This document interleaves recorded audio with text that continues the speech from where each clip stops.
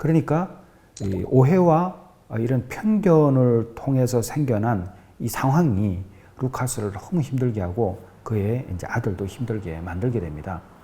그러나 그럼에도 불구하고 이제 참고 이제 사는 거죠. 근데 나중에 실제대로 이 사건은 무죄로 판결이 납니다. 근데 그럼에도 불구하고 그 이웃에 있는 사람들의 시선은 좀처럼 과거로 다시 회복되지 않는 거예요.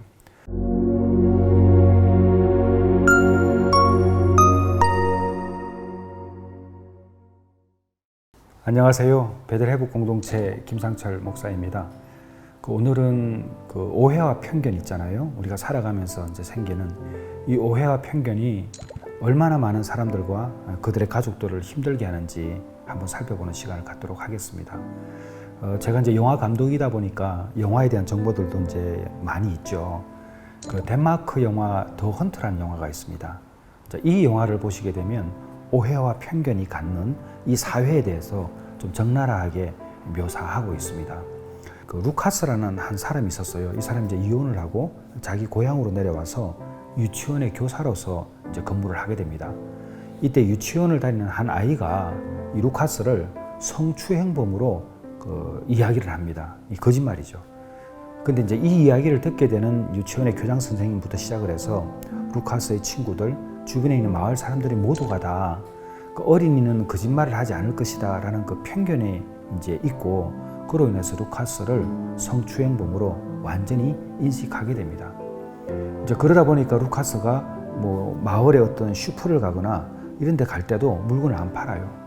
심지어는 이제 한 곳에 가서 고기를 사려고 갔는데 이 정육점 주인이 고기를 안 파는 것 뿐만 아니라 아주 그냥 막 폭행을 가하기도 하는 거죠.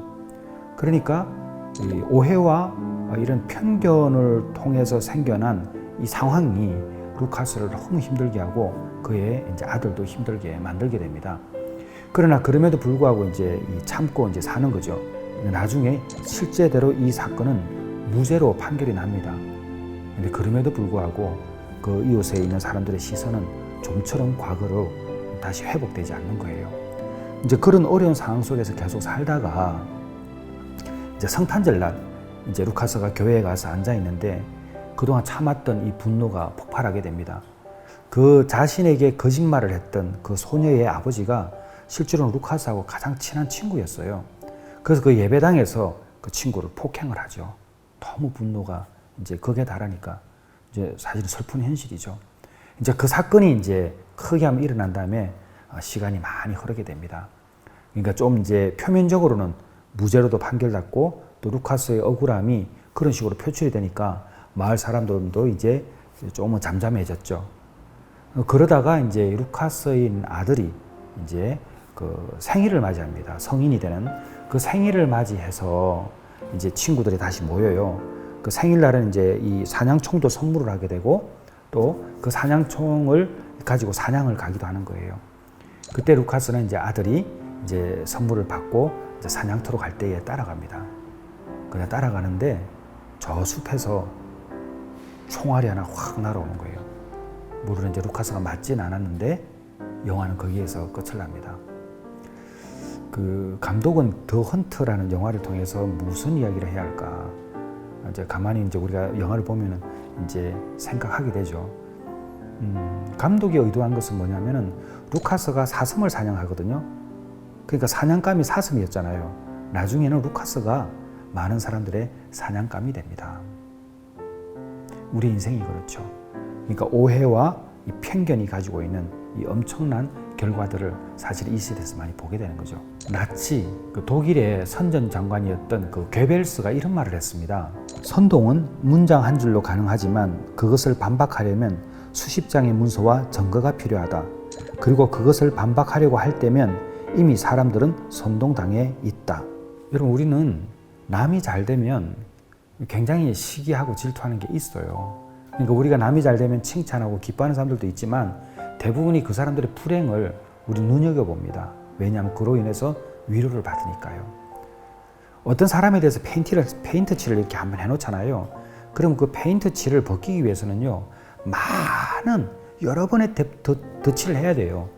그러면 이제 그 페인트 칠이 흰색에 검정색이면 그게 없어지죠. 근데 아주 없어지나요? 그 덧칠한 부분들이 다 보입니다. 그러니까 편견과 오해는 한번 생기게 되면 100% 해결되기는 어려워요. 자, 그래서 그럼 어떻게 해야 될 것인가? 그렇다고 인정하는 겁니다. 여러분, 살다 보면 오해, 살다 보면 정말 그 편견 때문에 고통을 당할 때가 있습니다. 실제로 여러분도 그런 사고를 가지고 있고요. 근데 내가 당하는 입장에서 그것 때문에 우울증에 빠지고 불안에 사로잡히고 공황장애에 빠지고 있는 분들이 많이 있어요. 여러분, 사람을 의지하지 마십시오. 우리 예수님도 사람을 절대 믿지 않으셨습니다. 사람은 믿음의 존재가 절대 아니에요. 같이 함께 걸어갈 수 있고 좋은 사람들 많이 있습니다. 그러나 사람보다 앞서 오직 신뢰할 수 있는 분은 예수 그리스도입니다. 그러므로 여러분이 그로 인해서 고통을 당하고 있다면 아, 원래 그런 것이야. 이 생각을 하셔야지 이겨낼 수 있는 힘을 가질 수 있습니다. 제가 중동영화를 할 때에 한 청년이 1년 동안 단주를 했는데 너무 기뻐서 집에 전화하니까 엄마가 첫 마디가 뭐였습니까? 나는 너 같은 자식 둔 적 없어. 그것 때문에 바로 가서 술을 또 먹었잖아요. 어머니의 편견이죠. 저 애는 안 된다는 편견이죠. 그런데 되고 있었거든요. 편견이 가지고 있는 이 불행한 사실, 우리는 이미 중독이라는 영화를 통해서 한번 확인을 했었습니다. 그리고 또 늘 술을 먹고 도박을 하면서 가족들에게 억압을 통해 가지고 돈을 받거나 자기의 이득을 구하는 그런 지체들도 있어요. 그럼 가족이 끝까지 그렇게 해주리라 생각 절대 하지 마세요. 가족도 너무 아파요. 여러분이 어떤 중독에 있다면 내 가족, 내 친구, 내 주변도 힘들 수 있다는 생각을 해주세요. 내가 힘들면 다 해줄 것이다. 여러분, 그 오해입니다. 그들도 어느 순간에 숨이 막히고 답답하면요, 더 이상 도와줄 수 없어요. 그래서 우리가 중독이나 우울증, 다양한 심리적인 어려움에서 이겨내려면 지금 가지고 있는 생각 내려놓으시고 오직 여호와 하나님 한 분을 바라보고 병원의 치료, 또 상담 이런 것을 통해서 회복되면 좋겠습니다.